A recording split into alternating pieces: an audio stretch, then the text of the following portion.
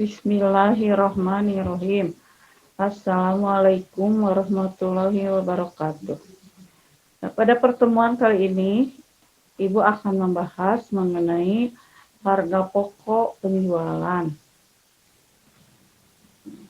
Harga pokok penjualan ini sudah kalian pelajari, yaitu di siklus akuntansi perusahaan dagang. Kenapa sekarang dibahas? Karena di dalam setiap ujian harga pokok penjualan itu selalu ada.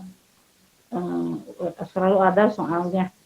Nah, oleh karena itu mari kita sama-sama pelajari kembali. Mungkin ada yang sudah bisa itu untuk lebih paham lagi, sedangkan untuk yang belum, mudah-mudahan bisa dipahami ya.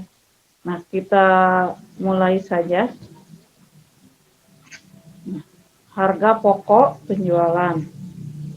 Nah, posisi harga pokok penjualan siklus akuntansi perusahaan dagang itu di mana letaknya? Ya. Nah, untuk mengingatkan kembali, apa itu siklus akuntansi? Siklus akuntansi itu adalah alur mulai dari pencatatan setiap transaksi ya, dan diakhiri dengan adanya laporan keuangan. Mengapa di sini dalam siklus akuntansi itu dimulai dengan adanya dokumen sumber. Dokumen sumber itu adalah atau disebut juga bukti transaksi. Bukti transaksi ya. Apa saja bukti transaksi? Seperti yang sudah kalian pelajari. Yang termasuk bukti transaksi itu adalah faktur. Apa itu faktur? Faktur adalah bukti pembelian atau penjualan barang secara kredit. Nah, selain faktur juga ada kwitansi. Terus ada juga nota. Kalau kwitansi yaitu alat pembayaran atau bukti penerimaan sejumlah uang ya. Nah, yang dibuat oleh siapa? Kwitansi dibuat oleh yang menerima pembayaran. Nah, yang ketiga yaitu apa? Nota ya. Nota itu bukti pembayaran, bukti penjualan secara tunai. Nah, selain itu ada juga nota kredit, ada nota debit, ada bukti memo ya. Bukti memo itu sudah kalian pelajari. Di sini kita tidak akan membahas mengenai dokumen sumber saja, itu hanya untuk mengingatkannya saja. Nah, dari dokumen sumber itu dicatat ke dalam jurnal khusus. Kalau di dalam perusahaan dagang, jadi transaksi-transaksi yang terjadi yang sudah dibuat dokumennya itu dicatat ke jurnal khusus, lalu dicatat diposting ya ke dalam buku besar. Ini dari buku besar dipindahkan ke neraca saldo ya. Nah, dari neraca saldo dibuat jurnal penyesuaian, lalu dipindahkan ke kertas kerja. Nah, kertas kerja ini merupakan konsep untuk membuat laporan keuangan. Nah, itu yang mengingatkan lagi saja ya. Dan kalian sudah mempelajarinya di semester sekarang ya. Nah, jadi di mana posisi harga pokok penjualan? Posisi harga pokok penjualan itu adalah di sini, di dalam laporan keuangan. Nah, jadi di dalam siklus akuntansi yang utama tujuannya itu adalah laporan keuangan. Nah, setelah laporan keuangan baru dibuat jurnal penutup, dibuat buku besar setelah penutupan, dan dibuat juga neraca saldo setelah penutupan, dan terakhir siklusnya jurnal pembalik. Ini pada akhir periode. Nanti kembali lagi ke bukti transaksi ya. Nah, kalau begitu apa yang dimaksud dengan harga pokok penjualan? Nah, ada yang tahu? Nah, di sini harga pokok penjualan itu adalah seluruh biaya yang dikeluarkan untuk memperoleh barang yang dijual atau harga perolehan dari barang yang dijual. Jadi barang itu dijual, nah kita memperoleh sejumlah uang. Nah, itu yang disebut dengan harga pokok penjualan. Nah, di sini bisa dilihat ya posisi daripada harga pokok penjualan. Nah, posisi harga pokok penjualan itu di dalam laporan keuangan. Nah, kalian masih ingat laporan keuangan itu ada berapa? Ada 4 ya. Yang pertama adalah laporan perhitungan laba rugi. Nah, di dalam laporan perhitungan laba rugi itu ada unsur harga pokok penjualan ya. Yang kedua laporan perubahan modal seperti yang sudah kalian pelajari. Dan yang ketiga neraca, keempat laporan arus kas itu ya, laporan keuangan itu.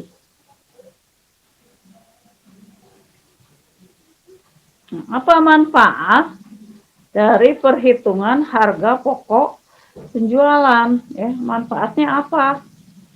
Manfaatnya adalah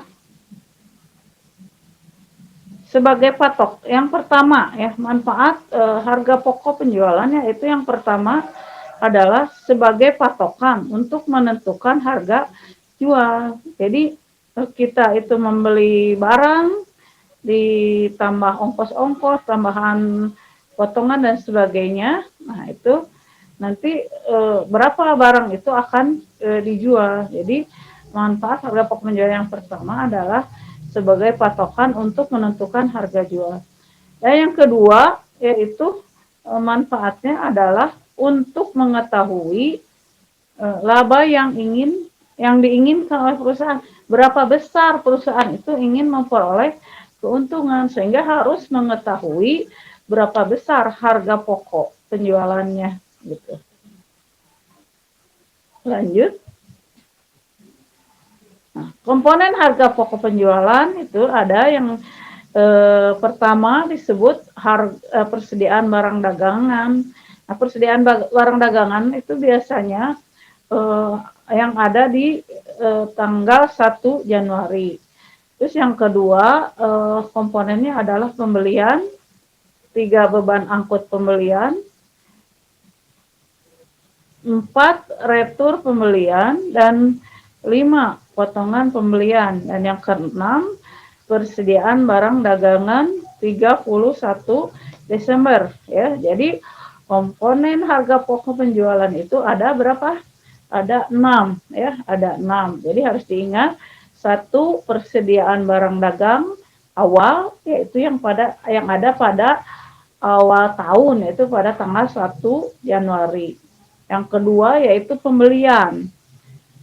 Yang ketiga yaitu beban angkut pembelian. Jadi kita kalau membeli suatu barang, misalnya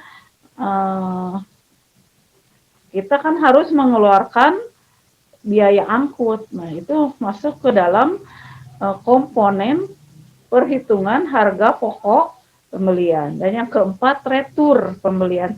Retur itu apa? Retur itu adalah pengembalian barang yang dibeli. Jadi kita membeli barang, terus misalnya ada yang rusak atau tidak sesuai dengan contoh, maka dikembalikan, diretur ya. Nah, selain retur ada juga potongan pembelian. Biasanya potongan pembelian itu diberikan oleh penjual kepada kita karena kita membeli dalam jumlah banyak atau membayar sesuai dengan perjanjian. Misalnya janjinya 1 minggu. Nah, janji 1 minggu kita menepatinya, maka misalnya dapat potongan. Itu besar potongannya tergantung dari perjanjian antara penjual dan pembeli. Itu. Dan yang terakhir persediaan barang dagang 31 Desember itu pada akhir tahun.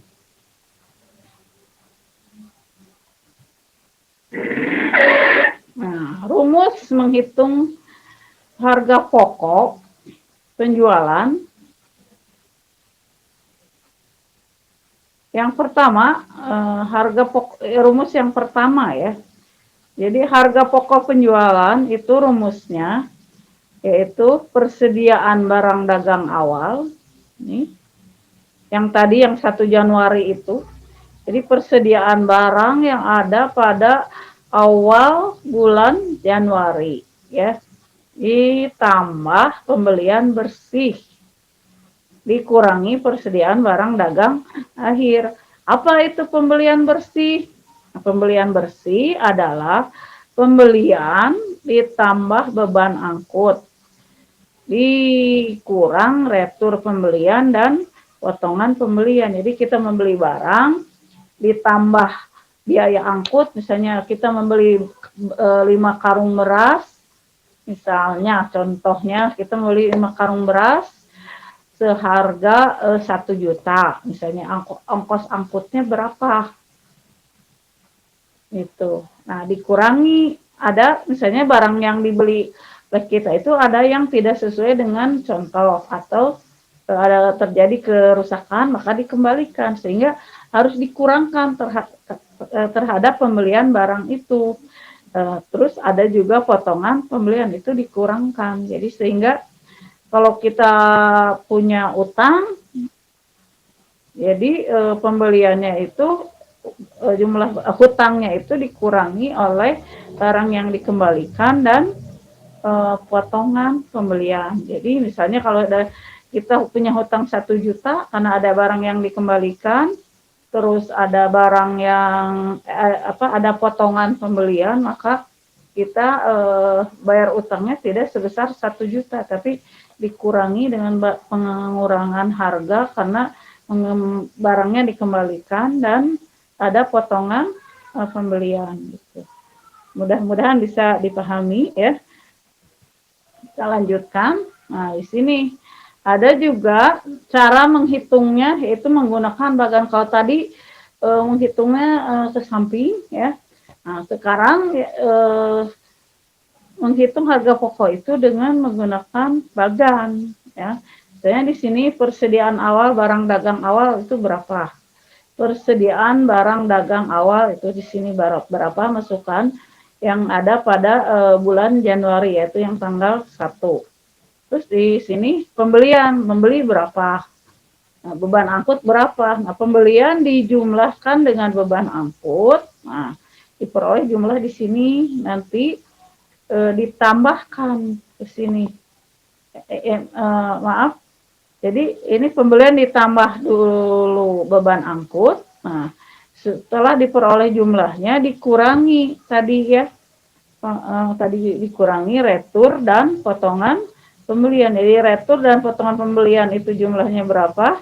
Simpan di sini. Nah, ini jumlah pembelian ditambah beban angkut dikurangi retur pembelian dan potongan pembelian, maka diperoleh pembelian bersih ya. Jadi pembelian bersih itu adalah pembelian ditambah beban angkut dikurangi retur dan potongan pembelian, sehingga diperoleh pembelian bersih ya. Nah, di sini maka akan diperoleh persediaan barang dagang awal ditambah pembelian bersih, maka diperoleh jumlah barang tersedia untuk dijual. Jadi barang yang sudah siap untuk dijual ya. Nah, nanti setelah itu diadakan pemeriksaan ya, misalnya di gudang ternyata persediaan barang dagang akhirnya adalah di sini disimpan ya. Ini misalnya berapa ya. Nah, sehingga diperolehlah harga pokoknya. Jadi barang tersedia untuk dijual dikurangi persediaan barang dagang akhir, sehingga diperoleh harga pokok penjualan ya. Nah, kita sekarang lanjutkan. Nah, contoh soal cara menghitung harga pokok penjualan. Nah, sini PT Mitra Sejati memiliki data akun sebagai berikut. Nah, ini persediaan barang dagang awal adalah 4.500.000. Pembelian 12 juta. beban angkut pembelian 500.000, potongan pembelian 150.000, retur pembelian 800.000, persediaan akhir barang dagang 5.400.000. Nah, berdasarkan data di atas, hitunglah besarnya harga pokok penjualan. Jadi kalian disuruh menghitung berapa harga pokoknya ya. Nah, kita masukkan saja mau pakai rumus yang ke samping atau yang pakai bagan ke bawahnya ya.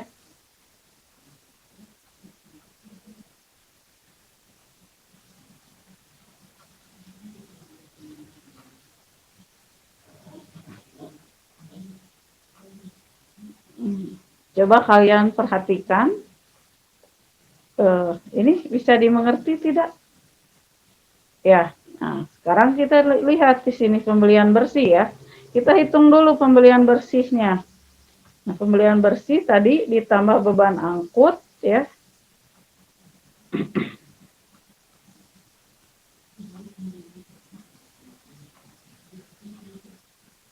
Sini pembelian ditambah beban akun pembelian dikurang retur pembelian ditambah potongan pembelian. Jadi pembelian bersihnya adalah tadi 12 juta ditambah 500.000 ya, dikurangi jumlah dari retur pembelian dan potongan pembelian. Retur pembeliannya adalah 800.000 ya. Sedangkan potongan pembeliannya adalah 150.000. Nah, ini sehingga diperoleh jumlah sebesar 11.550.000. Gitu. Silahkan kalian hitung sendiri ya. Nah, sehingga di sini harga pokoknya persediaan awal ditambah pembelian bersih dikurangi persediaan akhir ya. Nah, berapa tadi harga pokoknya? Nah, di sini harga pokok penjualan itu 4.500.000 tadi ditambah ini pembelian bersihnya adalah 11.550.000 ya. Dikurangi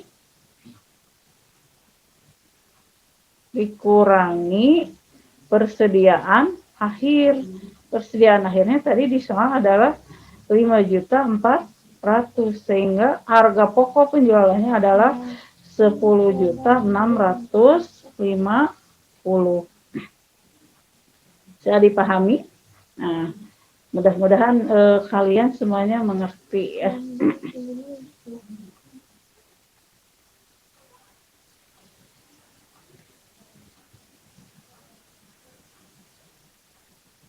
Nah, sekarang bagaimana menggunakan bagan? Tinggal masukkan saja apa yang tadi itu, misalnya persediaan barang dagang awal yaitu 4.500.000 ya. Pembelian 12 juta, beban angkut pembelian adalah 500.000 ya, 12 juta ditambah 500.000 adalah 12.500.000.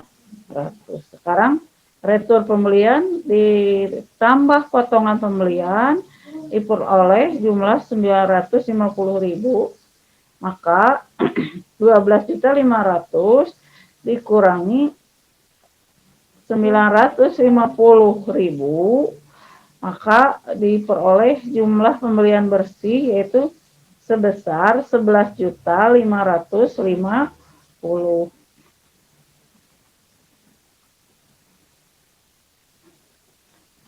Nah, sekarang barang 4.500.000 ditambah pembelian bersih 11.550.000, maka diperoleh barang tersedia untuk dijual yaitu 16.050.000. Sedangkan persediaan barang dagang akhir adalah 5.400.000, maka 16.050.000 ditambah barang tersedia untuk dijual 5.400.000, maka diperoleh harga pokok penjualan sebesar 10.650.000.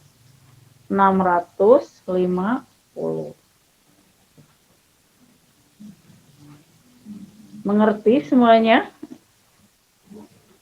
Ya, mudah-mudahan kalian bisa mengerti dan memahaminya. Nah, untuk pertemuan kali ini dicukupkan sekian. Mudah-mudahan kalian bisa memahaminya. Assalamualaikum warahmatullahi wabarakatuh.